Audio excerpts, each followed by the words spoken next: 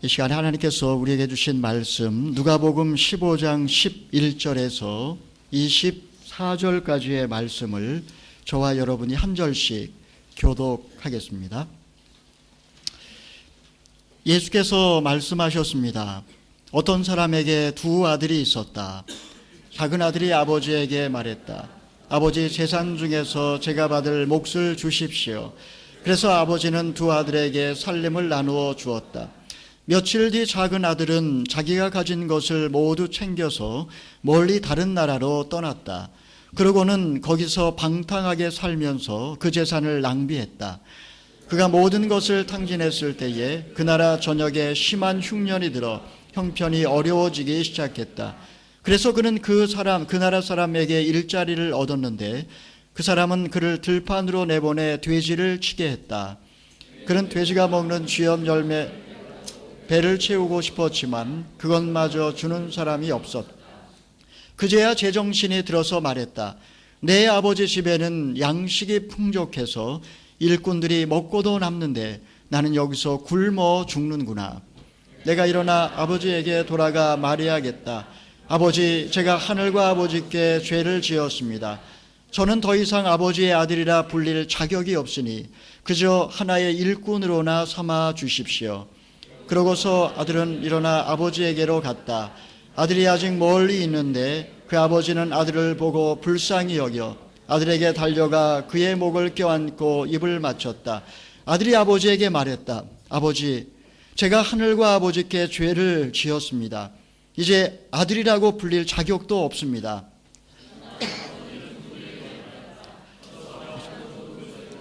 이 아이에게 입혀라. 손가락에 가락지를 끼우고 발에 신을 살찐 송아지를 끌어다 잡아라. 잔치를 벌이고 즐기자. 함께 읽겠습니다. 내 아들이 죽었다가 다시 살아났다. 이 아들을 잃었다가 다시 찾았다. 이렇게 그들은 잔치를 벌이기 시작했습니다. 아멘. 재작년 5월 달에 캄보디아 앙코르와트를 방문을 한 적이 있었습니다. 사원 전체가 그들의 신앙의 세계관을 심볼을 통해서 묘사해 놓은 것 같은 인상을 받았습니다. 입구 양쪽 다리 난간에는 머리가 7개가 달린 뱀이 누워 있었습니다.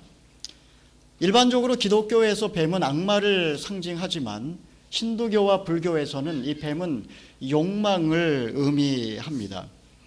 다리를 건너면 물질계와 정신계와 영계를 상징하는 3층 구조로 되어 있는 건축물 안으로 들어가게 됩니다. 그런데 문을 지날 때마다 양쪽에 서 있는 독특한 부조물이 제 눈길을 끌었습니다. 머리는 남성인데 미소는 여성입니다. 어깨는 남성인데 가슴은 여성입니다. 허리는 여성인데 다리는 남성입니다.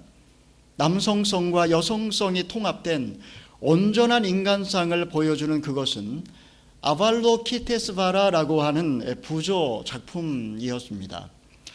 산스크리트어로 아바라고 하면 이것은 멀리서라는 뜻입니다.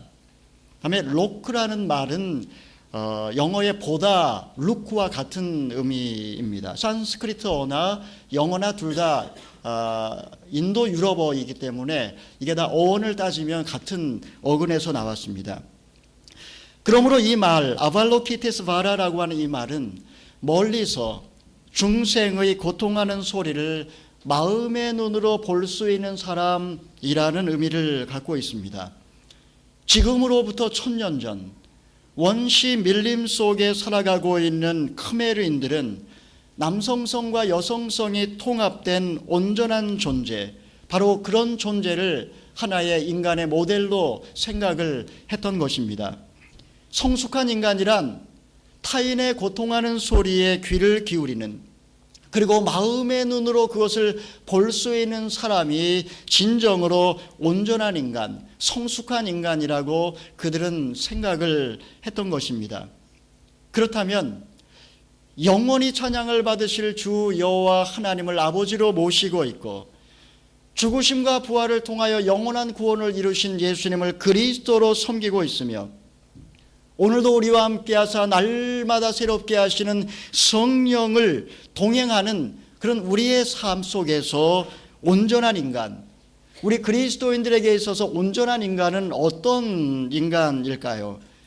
우리가 누구나 다 영적인 성숙을 갈망하지만 영적으로 성숙한 인간은 어떤 모습을 갖고 있을까요? 첫 번째로 인간이 얼마나 소중하고 보배로운 존재인지를 아는 사람, 바로 이 사람이 영적으로 온전하고 성숙한 사람입니다. 우리 옆에 분들에게 한번 이야기해 주십시오. 인간이 얼마나 소중하고 보배로운 존재인지를 아는 사람입니다. 말해 주십시오.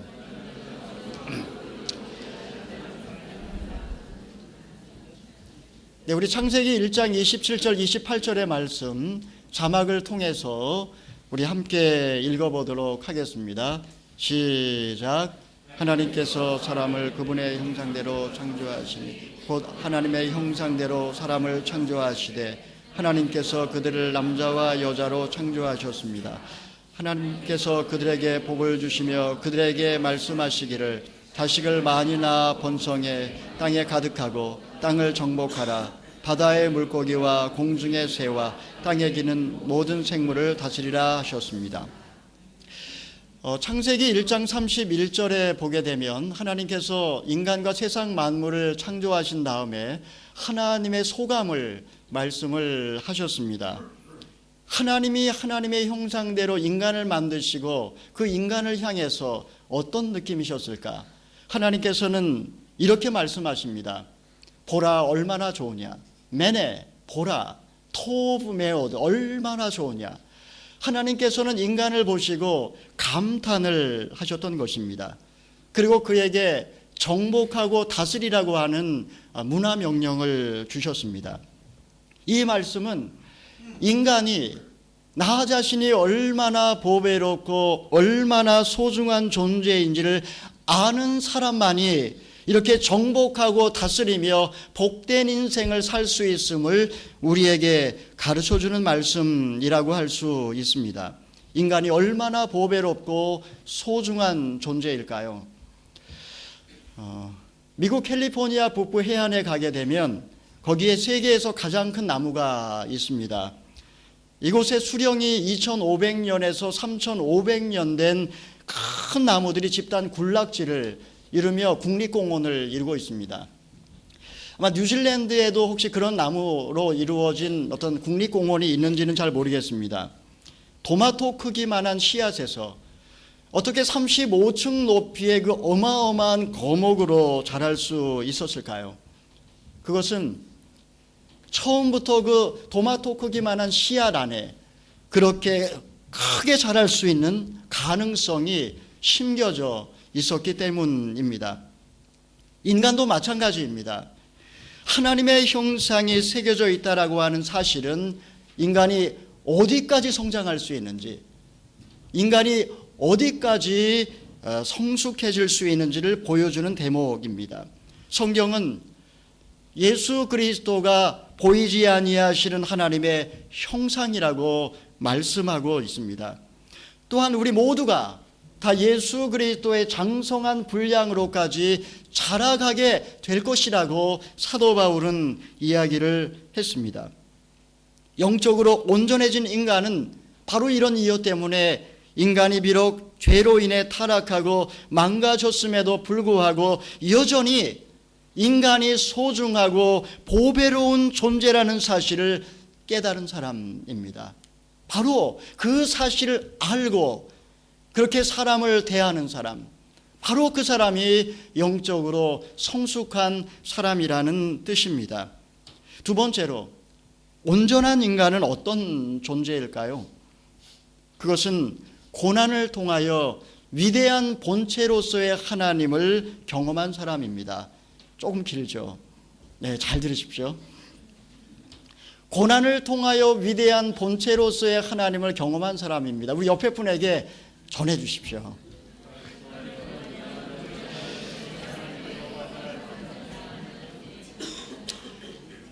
일반적으로 인간은 죄로 말미암아 병들었기 때문에 나 자신에 대해서 그리고 내 옆에 있는 사람들에 대해서 하나님의 형상대로 창조된 너무나 소중하고 보배로운 존재라는 사실을 인식하지를 못합니다.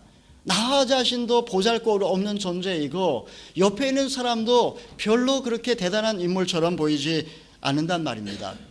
인간은 죄와 허물로 죽었기 때문에 세상의 풍속을 따라 공중 권세 잡은 마귀를 쫓는 인생을 인간들은 살 수밖에 없습니다. 그러므로 인간의 내면에서 나오는 것이라고는 예수님께서 말씀하셨던 것처럼 악한 생각과 살인과 간음과 음란과 도적질과 거짓 증거와 회방하는 마음뿐이다 라고 예수님께서는 말씀하셨습니다. 여러분, 이런 인간은 하나님의 축복에 대하여 다 자신이 노력을 해서 얻은 줄로 착각을 하고 오만방자하게 행동을 합니다. 하나님을 무서워하지도 않고 그리고 나보다 못한 인간들을 무시하면서 살아갑니다. 반면에 어떤 인간은 하나님이 나에게 이미 놀라운 능력을 주셨음에도 불구하고 하나님이 주신 그 가능성들을 사장시킨 채 의존심과 실패감과 패배감과 원망과 불평 속에 살아가면서 인생을 허비합니다. 이것이 매일매일 반복되는 우리의 모습인 것 같기도 합니다.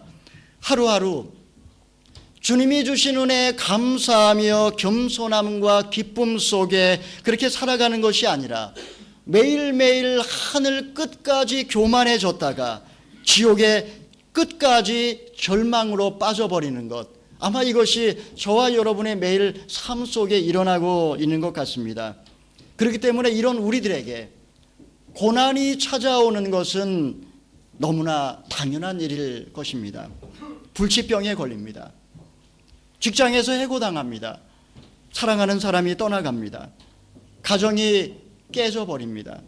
자녀들은 제대로 자라주지 못합니다. 관계가 다 엉망진창이 됩니다. 죽고 싶습니다. 이렇게 어느 날 갑자기 내 삶 속에 영혼의 어두운 밤이 Dark Night of the Soul, 이 영혼의 밤이 찾아올 때에 그는 이제 부정의 길로 접어들기 시작한 것입니다. 여러분, 인생의 오전의 주제와 인생의 오후의 주제가 다릅니다.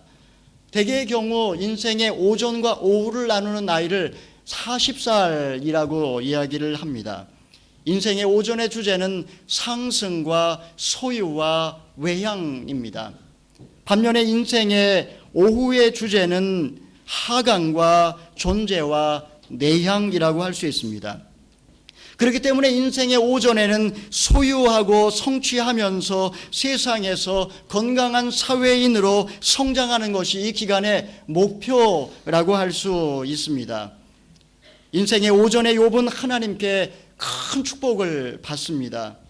그는 성공적인 인생을 살았던 아주 대표적인 인물 중에 한 사람이었습니다.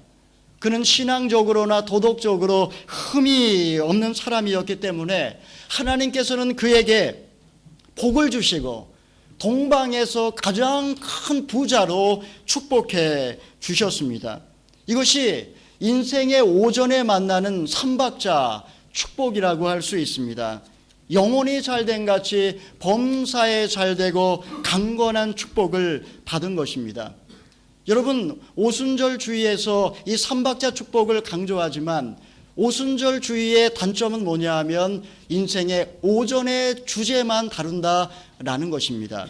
하지만 인생의 오전이 지나고 인생의 오후에 접어들게 되면 삶의 주제 자체가 달라집니다. 소유는 존재로, 상승은 하강으로, 외향은 내향으로 바뀝니다. 어느 날 욥에게 엄청난 재앙이 찾아옵니다.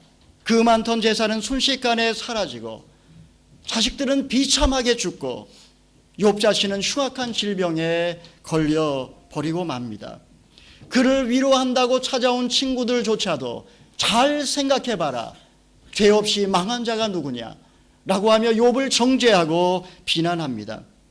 이렇게 인간이 영혼의 어두운 밤을 지나게 되면 인간은 깊은 소외를 경험합니다. 주변에 아무도 없습니다. 사랑하는 아내마저 하나님을 욕하고 죽으라고 하고 떠나버립니다. 차라리 내가 어미 태에서 죽었더라면 하고 욥은 탄식합니다. 이해할 수 없고 해석되지 않고 깨달을 수 없는 이 고난 앞에 우리는 너무나 당황하여 어찌할 바를 모릅니다. 하지만 여러분, 이 모든 고난의 과정을 거친 이후에 욥기 42장에서 마지막으로 욥이 고백하는 신앙 고백이 무엇입니까? 우리 42장 5절 욥기 우리 한번 같이 읽어보겠습니다. 시작. 내가 주에 대해 지금까지 내 귀로만 들었는데 이제 내 눈으로 주를 보게 됐습니다. 우리가 지난번 주일 예배 때도 한번 다루었지만 지금 욥은 고난의 과정을 통과한 뒤에 위대한 본체로서의 하나님, 더 그레이트 오리지널 원래 계셨던 분인데 우리가 못 봤던 바로 그 그레이트, 그 위대한 하나님 전체로서의 하나님을 욥은 이제 보게 된 것입니다. 우리가 하나님에 대해서 얼마나 알 수 있을까요? 설교를 통해서, 성경 공부를 통해서, 그리고 갖가지 훈련을 받으면서 우리가 일생에 걸쳐서 하나님에 대해서 얼마나 알 수 있을까요? 제가 이 자리에서 여러분에게 설교를 하고 있는 입장이지만 제가 여러분들보다 하나님에 대해서 훨씬 더 많이 알까요? 저는 38살 때까지 대학생 선교단체에서 풀타임으로 사역을 하면서 아침부터 저녁까지 1대1로 성경을 가르치고 그리고 그들과 기도 모임을 하고 그들을 예수 제자로 훈련하는 일을 했습니다. 20대와 30대를 그렇게 살았습니다. 그리고 신학대학원을 졸업한 뒤에는 목회상담학을 공부했고 실천신학과 분석심리학을 나중에 또 공부를 했습니다. 한국의 세문안교회와 소망교회에서 목회훈련을 받고 그리고 온누리 교회에서 8년 동안 부목사로 사역을 했습니다. 그러면 제가 전체로서의 하나님 가운데 몇 퍼센트나 알까요? 1%라도 알까요? 이사야 선지자는 인간의 이성으로 하나님을 이해하려고 하는 어리석음에 대해서 다음과 같이 이야기한 적이 있었습니다. 누가 손바닥으로 바닷물을 헤아렸으며 누가 뺨으로 하늘을 채웠으며 땅에 티끌을 되에 담아 보았으며 명칭으로 산들을 간칭으로 작은 산들을 달아 보았으랴. 인간의 작은 머리로 하나님을 다 이해할 수 없습니다. 다만 여러 가지 방법을 통해 우리는 하나님의 속성의 일부를 귀로 듣기만 할 뿐입니다. 하지만 우리가 감당할 수 없는 고난을 통과하면서 우리는 나머지 99%의 하나님을 보게 됩니다. 내가 전에는 귀로 듣기만 하였사더니 이제는 내가 눈으로 주를 배움나이다. 여기서 눈으로 본다라는 것은 내가 하나님을 본다는 말이 아닙니다. 창세로부터 계시록까지 어느 누구도 하나님을 눈으로 본 사람은 없습니다. 여기서 본다라는 것은 내가 보지 못했던 하나님, 내가 축복의 때에 만나지 못했던 그 하나님, 그 숨어 계신 하나님, 전체로서의 하나님을 직관을 통해서 이제 내가 보게 되었다라는 것입니다. 이때 경험하는 하나님을 unknowing knowing God이라고 이야기를 합니다. unknowing knowing God. 이것은 이성으로 알 수 있는 하나님이 아니라 하나님을 알고자 하는 그 지식, 내가 경험한 그 전에 하나님에 대한 선 지식을 내려놓음으로써 만나게 되는 하나님, 바로 그 하나님이라는 것입니다. 욥은 이 하나님을 경험했습니다. 얼마 전에 이재훈 목사님께서 숨어 계신 하나님이라는 제목으로 설교를 하신 적이 있었습니다. 제가 이 설교를 듣고 굉장히 놀랐습니다. 왜냐하면 제가 인생을 많이 살지는 않았지만 제가 지금까지 이 숨어 계신 하나님이라는 주제를 가지고 설교를 들어본 적이 없었던 것 같습니다. 숨어 계신 하나님. 이 숨어 계신 하나님은 우리의 영적인 성숙의 여정에 있어서 반드시 만나야 되는 하나님입니다. 우리가 영적으로 온전해진다, 그리고 참 성숙해진다라고 할 때에는 반드시 이 숨어 계시는 하나님 만나는 경험을 해야 된다라는 것입니다. 우물 안의 개구리처럼 내가 알고 있는 것, 내가 경험한 것이 전부라고 생각하면서 사실은 얼마나 많은 문제들이 일어나고 있는지 모릅니다. 숨어 계신 하나님을 경험하는 것, 바로 이것이 온전한 인간입니다. 온전한 인간은 어떤 존재일까요? 세 번째로 하나님의 긍휼하심을 경험한 사람입니다. 하나님의 긍휼하심을 경험한 사람. 우리 옆에 분들에게 또 얘기해 주십시오. 하나님의 긍휼하심을 경험한 사람입니다. 성경을 보게 되면 하나님의 긍휼을 경험한 그 누구보다도 뜨겁게 경험한 사람이 등장합니다. 오늘 본문에 나오는 둘째 아들이 바로 그 사람입니다. 그는 자아가 과도하게 팽창된, 이고 인플레이션된 그런 사람이라고 할 수 있습니다. 그는 풍요로운 아버지 집에 살면서도 늘 원망과 불평에 가득 차 있었습니다. 그는 아버지의 품을 떠나서도 얼마든지 잘 살 수 있다라고 하는 교만으로 충만했습니다. 하나님 없이도 나 얼마든지 잘 살 수 있다라는 것입니다. 그러나 먼 나라로 떠나간 그는 곧 허랑방탕하게 모든 것을 다 허비해버리고 말았습니다. 설상가상으로 그 땅 내 큰 흉년이 들어서 비로소 궁핍하게 되었습니다. 그는 돼지가 먹는 쥐염 열매조차도 배를 채우지 못하는 비참한 신세로 전락하고 맙니다. 여러분, 이것이 바로 하나님을 떠난 인간의 실존입니다.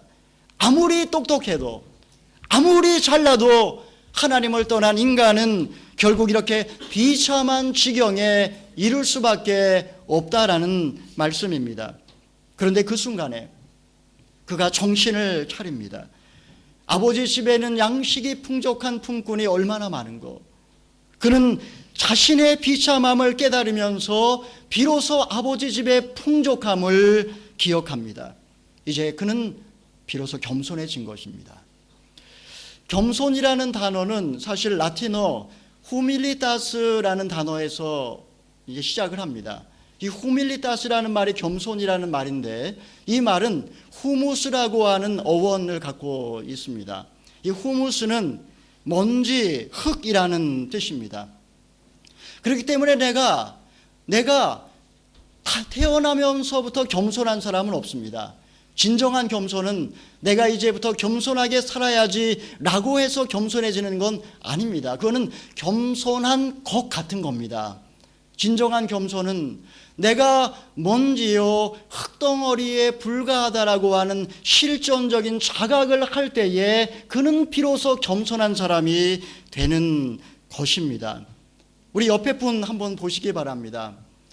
이렇게 주일 예배를 드리기 위해서 가장 좋은 양복을 입고, 또 아침에 더 일찍 일어나서 눈썹을 그리고 또 립스틱을 바르면서 다 지금 변장을 하고 나오셨습니다. 그러나 여러분, 자세히 보면 흙덩어리에 불과합니다. 우리 옆에 분을 한번 유심히 한 5초 동안 보시기 바랍니다. 한번 보시기 바랍니다. 흙덩어리에 불과합니다. 참 불쌍한 존재들이죠. 우리 옆에 분에게 한번 이야기해 주십시오. 잠깐 좀 보시고 정말 불쌍하시군요 라고 이야기해 주십시오. 정말 불쌍하시군요. 그렇습니다, 여러분. 사실 우리는 그렇게 대단한 존재들이 아닙니다. 너무나 연약한 존재고 또 너무나 불쌍한 존재들입니다. 그런데 이런 인간을 하나님이 어떻게 맞이해 주십니까? 우리 누가복음 15장 20절의 말씀을 함께 읽어보겠습니다. 시작. 그러고 나서 아들은 일어나 아버지께로 갔습니다. 아들이 아직 멀리 있는데 그 아버지는 아들을 보고 불쌍히 여겨 아들에게 달려가 그의 목을 껴안고 입을 맞췄습니다. 이제 아들이 아버지에게로 돌아갑니다. 아버지는 오랫동안 이 아들이 돌아오기만을 기다렸습니다. 그리고 저 동구 밖에 아들의 모습이 언덕너머로 보이기 시작합니다. 혹시 둘째 아들이 아닐까? 아버지의 심장은 뛰기 시작합니다. 늙은 아버지는 아들을 향하여 달리기 시작합니다. 그리고 아들을 확인하는 그 순간에 그 비참한 몰골로 아버지는 애간장이 끊어지는 것 같은 아픔을 느낍니다. 아버지는 아들의 목을 안고 입을 맞추고 그리고 그를 포옹합니다. 이것이 아버지의 마음입니다. 그 순간에 둘째 아들은 자기를 불쌍히 여기시고 있는 모습 그대로 영접해 주시는 그 아버지의 뜨거운 사랑이 가슴을 통해서 전해옴을 느낍니다. 바로 이것이 죄인을 향한 하나님의 마음입니다. 하나님은 우리에게 제사를 원하지 아니하시고 자비를 원하시는 분이십니다. 하나님은 진정으로 우리가 회복된 인생을 살기를 원하시고 하나님의 형상을 회복하기를 바라십니다. 그러므로 있는 모습 그대로, 빈손 든 그대로, 실패한 그 자리에서 주님 앞에 나올 때 받아주시는 하나님, 이 하나님은 진정으로 우리를 불쌍히 여기시는 하나님이십니다. 사랑하는 여러분, 우리가 인생에서 영혼의 어두운 밤을 통과한 뒤 인간은 비로소 하나님의 음성에 귀를 기울이기 시작합니다. 영적인 고립감 속에 오직 유일하고 참되신 하나님의 목소리에 귀를 기울이기 시작합니다. 때로 그것은 잃어버린 양을 애타게 찾는 목자의 휘파람 소리같이 들립니다. 때로 그것은 사랑하는 연인을 그리워하며 창가에서 부르는 세레나데처럼 들리기도 합니다. 그리하여 절망한 인간이 그 희미한 음성을 따라가게 되면 결국 그곳에서 하나님의 완전하신 사랑을 그는 경험하게 됩니다. 아버지 앞에 무릎을 꿇은 둘째 아들은 아버지께 참회의 용서를 구합니다. 하지만 아버지는 둘째 아들에게 신을 신겨주고 가락지를 끼우고 옷을 입혀줍니다. 그리고 죽었다가 살아난 이 둘째 아들을 위하여 송아지를 잡고 큰 잔치를 배설합니다. 아들은 잃어버린 지위를 다시 얻었고 아버지의 그 뜨거운 사랑을 경험하면서 그동안에 깨어져 버린 관계가 회복된 것입니다. 영적으로 온전한 인간, 영적으로 성숙한 인간은 하나님의 이 놀라운, 하나님의 말로 다할 수 없는 이 무조건적인 사랑과 그 긍휼을 경험한 사람, 그것을 아는 사람, 그렇기 때문에 아무리 타락하고 아무리 극악하고 아무리 못난 인간이라 할지라도 하나님의 마음으로 인간을 품어주는 사람, 바로 이 사람이 영적으로 온전한 인간입니다. 온전한 인간은 어떤 존재일까요? 네 번째로 예수 그리스도의 형상을 닮은 사람입니다. 우리 옆에 분에게 또 이야기해 주십시오. 예수 그리스도의 형상을 닮은 사람입니다. 사도 바울은 마지막 날 우리의 보잘것없는 몸이 순식간에 예수 그리스도의 영광의 광채와 같이 변하게 될 것이다. 이것이 바로 글로리피케이션, 영화의 순간에 관해서 이야기를 한 적이 있었습니다. 우리 빌립보서 3장 21절의 말씀을 함께 자막을 보면서 읽어보겠습니다. 시작. 그분은 만물을 그분에게 복종시킬 수 있는 능력으로 우리의 천한 몸을 그분의 영광스러운 몸과 같은 형상으로 변화시켜 주실 것입니다. 이 말씀은 마지막 날 나팔 소리가 나매 죽은 자들이 썩지 아니할 것으로 다시 살고 우리도 변화하리라. 이 썩을 것이 썩지 아니함을 입고 이 죽을 것이 죽지 아니함을 입을 때에는 사망이 이김에 삼킨 바 되리라고 기록된 말씀이 응하리라. 그날에 일어날 영광의 순간, 그 순간을 이야기를 하고 있습니다. 그러나 우리가 매일매일의 삶 속에서 하나님과의 관계가 회복되어지고 그리고 하나님이 나를 얼마나 사랑하시고 얼마나 불쌍히 여기시는지를 내가 체험하면서 내 안에 어떤 변화가 일어납니다. 이것이 바로 트랜스포메이션이라고 얘기합니다. 내 안에 변화가 조금씩 일어납니다.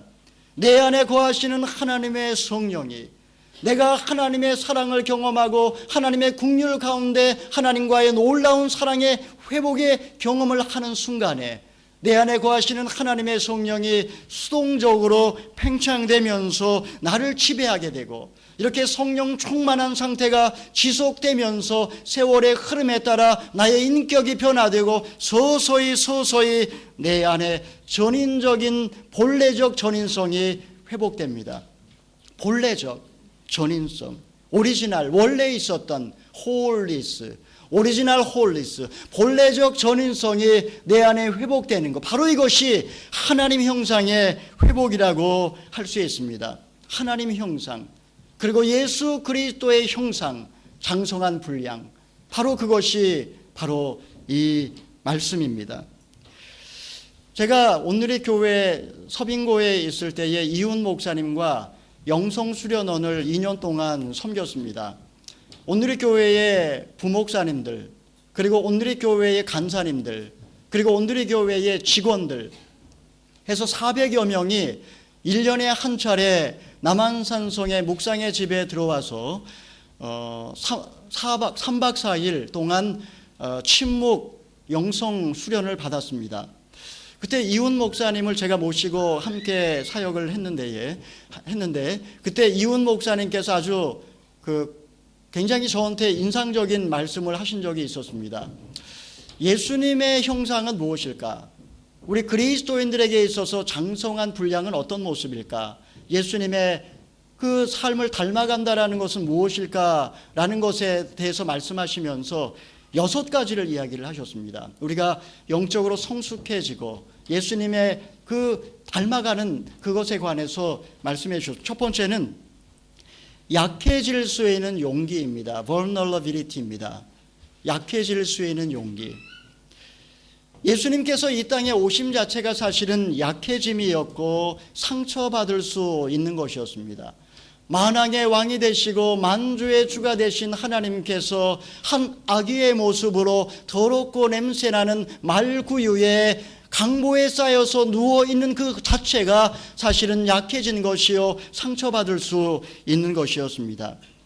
예수님이 십자가에서 누구보다 약해지셨고 가장 큰 상처를 받으셨습니다. 그러나 이를 통해서 하나님의 뜻이 이루어졌고 구원이 완성되신 것이죠. 약해질 수 있는 용기. 두 번째, 예수님의 영성은 어떤 것일까요? 그것은 단순함입니다. simplicity입니다. 예수님의 삶은 참으로 단순했습니다. 삶이 복잡하지 않았기 때문에 예수님은 자유로우셨고, 그리고 단순했기 때문에 예수님은 오직 한 가지 사명, 바로 십자가를 지는 바로 그 길을 향하여 일생을 뚜벅뚜벅 걸어가셨던 것입니다. 예수님은 제자들에게도 단순한 삶을 요청하셨습니다. 두벌 옷도 갖지 말라, 전대나 주머니도 갖지 말라고 하셨습니다. 세 번째로 예수님의 영성, 예수님의 형상, 그리스도를 본받음은 무엇일까요? 그것은 바로 수용력입니다. capacity, 받아들임. 예수님의 삶은 남녀노소 빈부귀천을 물어나고 어떤 인간도 다 받아들여 주셨고, 그리고 예수님은 자신의 삶의 모든 상황을 다 수용하고 회피치 않았습니다. 예수님은 심지어 제자들의 배신까지도 받아들이셨고, 심지어 십자가에 못 박은 그 군병들조차도 예수님은 용서했습니다. 아버지여, 저들의 죄를 사하여 주옵소서. 자기의 하는 것을 알지 못함이니이다. 예수님의 영성, 예수님을 본받는다라는 것은 무엇일까요? 네 번째는 인내심입니다. patience입니다. 예수님은 내가 목마르다, 극악한, 그야말로 그 강도와 함께 못 박혀서 극심한 갈증 속에서도 군병이 창 끝에 찍은 그 해융에 적신 포도주를 마시지 않았습니다. 이는 십자가에서 자신이 마셔야 하는 고난의 쓴 잔을 온전히 끝까지 다 마시겠다라고 하는 예수님의 결단의 표시였습니다. 다섯 번째로 예수님의 영성, 그리스도를 본받는다라는 것은 무엇일까요? 그것은 투명함입니다. transparency입니다. 예수님은 이 세상에 계실 때에 언제나 삶 자체가 투명하셨습니다. 위선이나 가식으로 자기를 포장한 적이 한 번도 없으셨고, 예수님께서 수많은 사람을 만났지만 예수님께서 가장 책망하시고 그리고 꾸지람을 하셨던 사람들은 위선과 가식으로 자기를 포장했던 바리새인과 서기관들이었습니다. 예수님은 어디에서 무엇을 하셨는지 제자들이 다 알고 있었고 주변의 모든 사람들이 다 알고 있었습니다. 심지어 예수님은 투명한 삶을 살다 못해 나중에는 십자가에서 완전히 벌거 벗겨진 채로 십자가에 달리셨습니다. 마지막으로 예수님의 영성, 예수님을 닮는다라는 것은 무엇일까요? 그것은 바로 유연함입니다. 플렉시빌리티입니다. 예수님은 이 땅에 계실 때에 얼마나 유연하게 사셨는지 모릅니다. 물론 예수님에게도 매일매일의 삶 속에 시간표가 있긴 했습니다. 명절이 되면 항상 예루살렘으로 올라가시려고 했고 때로 제자들과 함께 가이사랴 빌립보로 가서 제자 수양회를 하려고 하셨던 적도 있었습니다. 그런데 그때마다 수많은 사람들이 예수님의 일정에 치고 들어오는 그런 사람들이 항상 있었습니다. 우리가 지금 읽고 있는 이 성경 말씀은 사실은 예수님의 일정에 치받고 들어와서 그들의 정말 필요한 문제들을 예수님께 말씀드렸던 바로 그러한 일들을 모아놓은 것이 성경이 됐다라고 해도 과언이 아닙니다. 예수님은 이때마다 한 번도 예정되어 있지 않다고, 예약 잡혀 있지 않다고 거절하신 적이, 무심코 지나가신 적이 한 번도 없었습니다. 예수님은 언제나 순수하게 그들의 요청에 반응하셨고 그들을 도와주셨습니다. 사랑하시는 성도 여러분, 우리는 누구나 예수님을 닮아가기를 원합니다. 그러나 예수님을 닮는다라는 것은 어떤 신령한 존재가 되는 것을 말하지 않습니다. 그것은 예수님처럼 약해질 수 있는 용기를 갖는 것이고 복잡한 세상 속에 단순하게 사는 것이고 그리고 모든 상황과 나를 둘러싼 모든 사람들을 받아들이는 것이고 내가 내 삶 속에 주어진 고난의 쓴잔을 끝까지 다 마시는 것이고 어디에서 무엇을 하든지 투명하게 사는 것이고 나의 계획이 아니라 하나님의 계획에 따라 유연하게 반응하는 것, 바로 이것이 그리스도를 본받는 삶이라고 할 수 있습니다. 사랑하시는 성도 여러분, 우리는 누구나 온전한 사람이 되기를 원합니다. 어제보다 오늘이, 오늘보다 내일이 좀 더 나아지기를 원합니다. 여러분, 바로 그것은 내가 얼마나 보배롭고 소중한 존재인지를 알 때에, 그리고 고난을 통하여 위대한 본체로서의 하나님을 경험할 때에 하나님이 얼마나 사랑해